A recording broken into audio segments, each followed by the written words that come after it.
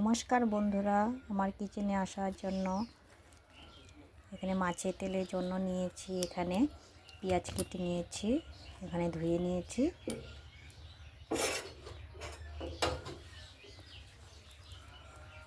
বেগুনটা কেটে সুন্দর করে গোল গোল করে কেটে নিয়েছি। এখানে নিয়েছি কাঁচা লঙ্কা চেরা, ওগুলি ধুয়ে নিয়েছি ভালো করে। এখন ভালো করে জল দিয়ে ধুয়ে উঠিয়ে নিলাম।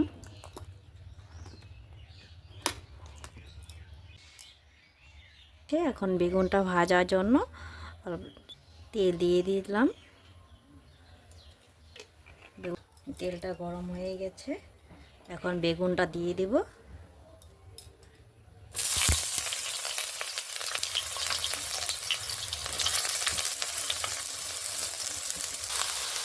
বেগুনটা ভাজার জন্য অল্প নুন দিয়ে দেব।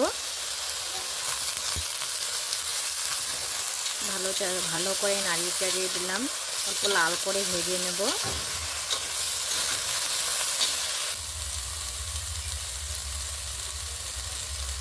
দেখো বেগুনটা ভাজাও হয়ে গেছে, লালও হয়ে গেছে, সিদ্ধ হয়ে গেছে। এখন নামিয়ে নেব। এখন আবার তেল দিয়ে দেবো পরিমাণ মতো, বেশি তেল দেব না, কেন বেগুনটা ভেজে নিয়েছি, বেশি তেল লাগবে না। এখন দেবো পেঁয়াজ কুচি আর কাঁচা লঙ্কা চেরা।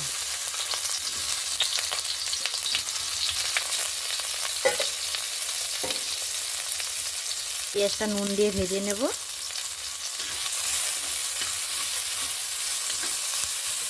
এখানে দিয়ে দিব মাছের তেলটা।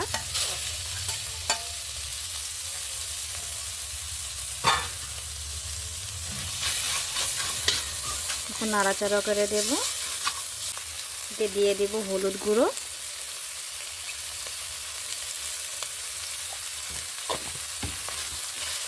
বেগুনটা ভাজার সময় নুনটা দিয়ে দিয়েছি, পেঁয়াজ ভাজার সময় দিয়ে দিয়েছি, এখন আর নুন দিব না। দেখো এটা ভাজা হয়ে গেছে, এখন ভেজে রাখা বেগুনটা দিয়ে দেব। এখন ভালো করে নাড়াচাড়া করে দেব। বেগুনটা মিক্স করে নেব মাছের তেলটা দিয়ে।